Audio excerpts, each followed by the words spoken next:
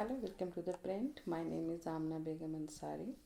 And during a conversation with a Kurdish woman in London, the issue of India's diversity came up. As an immigrant forced to leave her own country, she admired that Muslims in India don't have to do the same. They don't have to leave their homeland.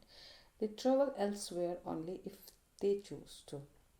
While this sentiment is still prevalent, this narrative is still out there, some voices have started wondering or believing that these things are basically the something is changing in India.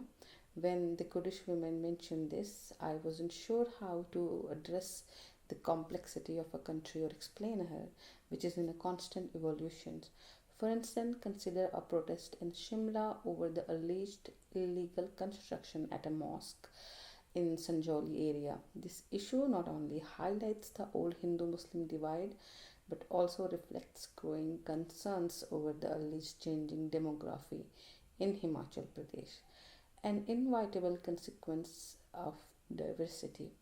When we talk about India's coexistence in harmony, we forget that coexistence came with significant challenges. The Shimla protests by Hindu exposes a fault line we have long tried to bury. There is an underlying reluctance to address the issue, perhaps stemming from a distrust that the Indian public can't handle the truth or because the truth itself seems subjective. It's not that Shimla lacked a Muslim presence or mosques. The city has a long history of peaceful coexistence with its Muslim minority, and it is homeland of hundreds of mosques.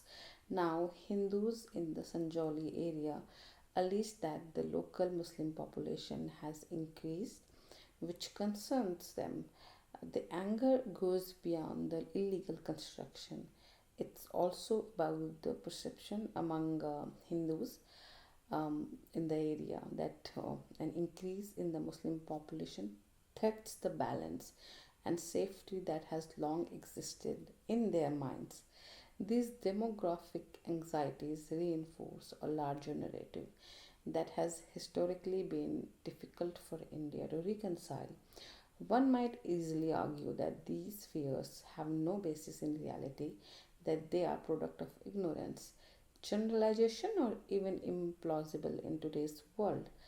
However, such arguments do not change the reality that these fears exist on the ground. India's history, marked by the religious division, has ingrained a belief that a community's faith is tied to its number.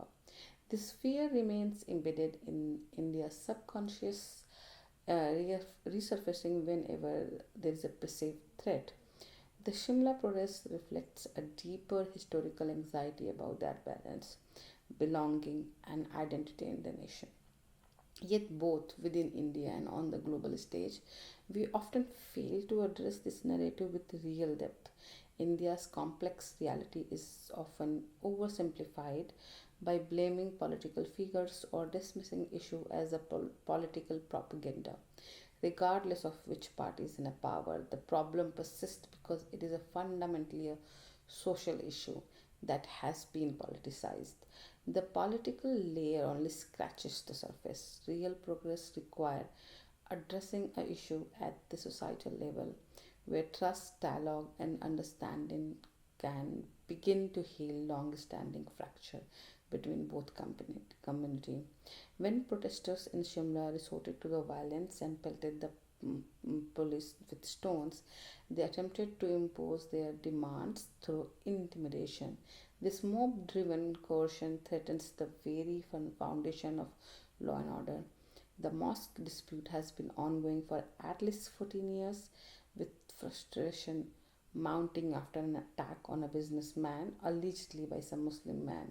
So the question is why the government has failed to find a solution in decade, despite both the BJP and Congress having been in a power during this period. While the state has yet to provide a resolution, it is crucial that the government ensures that regardless of the circumstances, mob cannot blackmail it into bending to their will.